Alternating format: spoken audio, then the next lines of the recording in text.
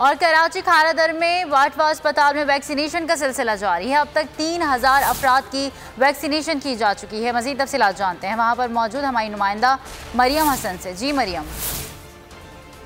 जी हाँ, देखिए बिल्कुल मुल्क भर में वैक्सीनेशन का सिलसिला जारी है और इस वक्त हम मौजूद हैं बाटवा मेमन हॉस्पिटल में, जहाँ पर वैक्सीनेशन का सिलसिला जो है कामयाबी से जारी है। काफ़ी ज़्यादा जो मेमन जमात के लोग हैं वो यहाँ पर मौजूद हैं और आकर जो है यहाँ पर अपने आप को वैक्सीनेट करवा रहे हैं। इंचार्ज जो इस वक्त वैक्सीनेशन हॉस्पिटल के हैं फरहान साहब, उनसे हम बात करते हैं। आप हमें बताइएगा कि कब से वैक्सीनेशन स्टार्ट हुई है और कामयाबी से जारी है? हमारी जो वैक्सीनेशन स्टार्ट हुई है 3 जून से स्टार्ट हुई है और हम लोग तकरीबन अभी तक जो वैक्सीन कर चुके हैं तकरीबन 3000 के ऊपर हम लोग ने वैक्सीनेशन की हैं।